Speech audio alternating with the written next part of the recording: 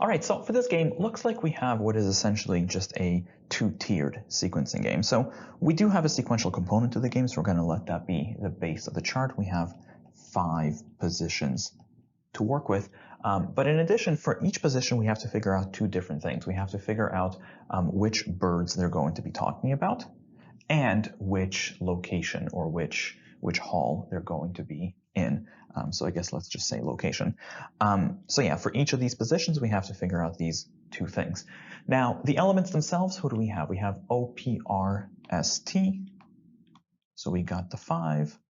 And the L, or I guess the locations are either G or H. Now, in terms of numbers, I don't think they give us that up front, so I guess the locations are a little bit flexible. But otherwise, I guess, yeah, let's go into the rules.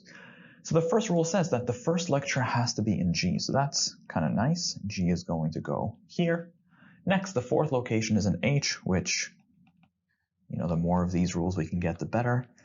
Next, exactly 3 of the lectures are in G. Ooh, so this is a big one. So we're going to have 3 G's on the board, which also means that we're going to have exactly 2 H's. And that's a big deal because we've already got one of the H's down. That's taken care of. So there's going to be only one more H somewhere across those other 3 open spots. All right, let's keep going. S has to go in H and is before O. So I guess we're going to have essentially, I guess you could say, an SH block. And that's going to go before the O's, and they can still be flexible. So I suppose if this is an H, this could be the SH, and then the O could go over here, potentially, but it doesn't have to. I guess we could have the SH somewhere over here as well, so that's still a bit flexible. Lastly, we're told that T has to go before P, which is in G. So in other words, T is before P, and P happens to be in G hall. And I suppose, I guess that's pretty flexible too. Obviously, the PG can't go into here, but it could go last potentially with the T anywhere before, or it can go into one of these 3 spots. So, I mean, obviously the PG can't go first, but, you know, that's only going to take us so far. That said, though, we could, I mean, the H, the fact that there's only 2 H's and one of them is going to be this S, we could arguably exhaust based on that, because we can say either the SH is going to go here, in which case O is going to go there, or the SH is going to go somewhere here, in which case this would have to be G, because then we've already burned all the H's. So, you know, yeah, let's run that. In both of these scenarios, G1, H4, but either we're going to have S here and O there, or we're going to have an SH block somewhere here with a G in the other one, and then this would have to be a G. And in terms of any further implications, I'm not sure we can do much more than this, to be honest. In this bottom scenario, the PG can still move around quite a bit. Top scenario, the PG can also move around. The O obviously have to go somewhere here, but again, we don't know much more. So let's just go with what we have. The questions themselves, number 19. What could be a complete setup first through last? Now, you'll notice that this is not a complete exclusion question because they don't actually give us the location, so we're going to have to be a little flexible with that. Now, the first rules, because of that, we can't really do much with this, but we could work with these rules. So first of all, S before O, let's see anything violate that. So yeah, A, we can disqualify, and the rest have an S before an O. But we can do a little bit more because we know that S has to be done in H hall, right? Which means we cannot put S into the first position. So if we go through the answer choices, D also gets disqualified as well because that wouldn't work for that reason. Next, same thing for these guys. We know that T has to go before P. So first, let's see if anything violates that. So B does because we have P in 1. And then C, T before P, and E, we have T before P, so we're good. But also, P is done in G hall, right? Which means we cannot put this into the 4th position because that has to be H. So between C and E, there it is. Answer choice C gets disqualified because we can't put P into that 4th position, leaving us with E as the best answer for question number 19. Next, let's look for the locals. So question number 21. If the lecture on T is given in Howard, so Okay, so if T goes to Howard Auditorium, and we know that that's going to have to go before this PG block, so that's kind of nice. So that means that I suppose that could still work with either one of these templates. So we could have the T over here with P over there, or we could have the T over here with P over there. So we have a little bit of flexibility.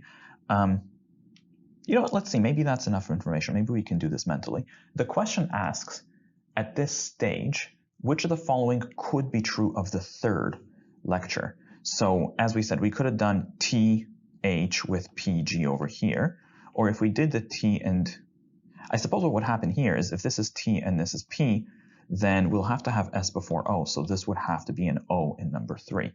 So the third lecture is either going to be this PG block, or up top is going to have to be an OG block. So the question is, what could be true of the third lecture? Answer choice A, there it is. It could be an OG block. The best answer to question number 21 is A. Next, question number 23. So if the third lecture is on S, so I guess we can reuse this scenario. If we have S in the third position, I guess that would lock us into the top template here. So S would be here, it would be H, this would be H, everything else is a G, which also means that actually no, I guess it doesn't. O could still go into either one of these spots. Now, the PG block, also flexible. It could go here, it could go here. So I'm not sure we know much more at this stage. Let's see what we can do. The question itself asks what could be true. Answer choice A. The second lecture is on O, and no, because we know O is definitely going to be somewhere here because it has to go after the S. So A is out. Next, the fifth lecture is on O and is an H. No, it could be an O, but it would have to be G, so that's not going to work. Next, the second lecture is on R in H, and no, this can't be an H, so that wouldn't work. Next, D, the second lecture is T and it's in G, and maybe this could be a TG, and then PG could go over here with the O over there. That seems viable. Let's hold on to D. E, the fourth lecture is on T and is in H, and maybe, because if we put a T over here in H, oh no, because that would force the P to go here with G, but then O has nowhere to go, and so that wouldn't have worked. So the best answer here is answer choice D for question 23. Let's go back to the globals. So question number 20. Which of the following must be false? So what cannot possibly happen? Let's take a look. Answer choice A, 1 and 2 are both in G. And yeah, we've seen that happen literally right here, so that easily could have happened. Answer choice B, 2 and 3 are both in H. And what? No, that would never happen because we only have 2 H's and one of them is definitely in 4. So there is no way to have 2 and 3 both be in H. The best answer to question 20 is B. Just in case, let's take a look at the rest. C, can we have 2 and 5 both be G's? And yeah, we saw that right here, so that easily could have happened. Answer choice D, 3 and 4 are both H's. Again, we've seen that right there, so that easily could have happened. E, the third and fifth are both in G. And I suppose in this top template, we could have done the SH block over here, and then 3 and 5 could have both been G. So once again, the best answer to question 20 is B. Lastly, question 22. What could be true of the fifth lecture? I suppose we can just go by the templates. We know that either it's going to be a G with anyone, or it's going to be an O, but it could be in either location. So let's see what we can do. Answer choice A, it's O in G.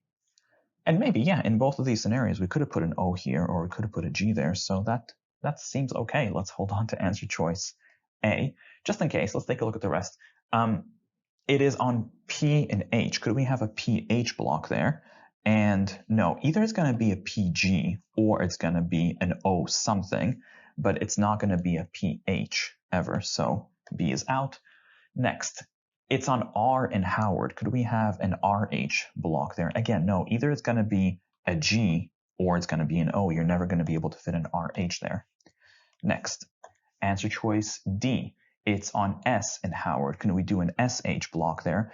And again, well, no, this one's an easy one because S and H has to go before something, so there's no way to put them in 5. But even without that, right, we know that It has to be a G here or an O. You'd never fit an SH. Answer choice E. It is on T in G.